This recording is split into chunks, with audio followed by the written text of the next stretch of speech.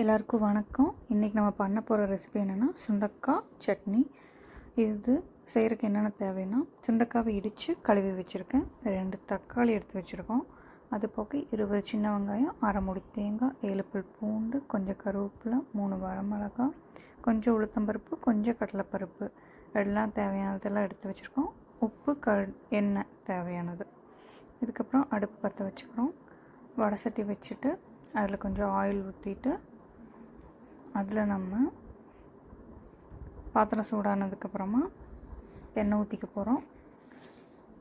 எண்ணெய் சூடானதுக்கப்புறமா அதில் நம்ம ஃபஸ்ட்டு சுண்டைக்காய் பொரிச்சு எடுத்துக்க போகிறோம். கொஞ்சம் எண்ணெய் விட்டு, ரொம்ப நிறையா இல்லை, கொஞ்சமாக விட்டு கொஞ்சம் வறுத்த மாதிரி எடுத்துக்க போகிறோம். கலர் சேஞ்ச் ஆகிற வரைக்கும் பண்ணால் போதும்.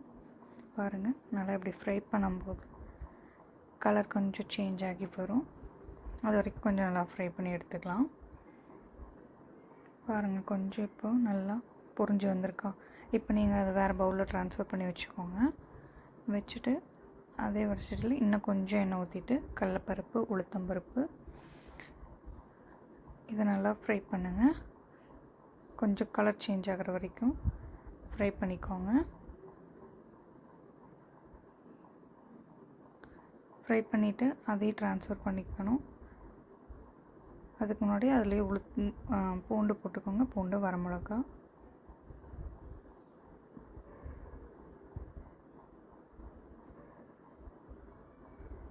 அப்புறம் சின்ன வெங்காயம் போட்டு கொஞ்சம் நல்லா ஃப்ரை பண்ணிக்கோங்க, கலர் சேஞ்ச் ஆகிற வரைக்கும். அதுக்கப்புறம் உப்பு, கல்லுப்பு போட்டிருக்கேன்னா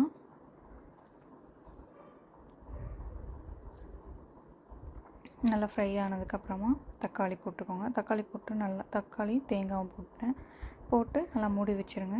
அப்புறம் ஒரு கைப்பிடி கருவேப்பிலை போட்டுக்கோங்க. போட்டு நல்லா வதங்கினதுக்கப்புறமா ஆஃப் பண்ணிடுங்க.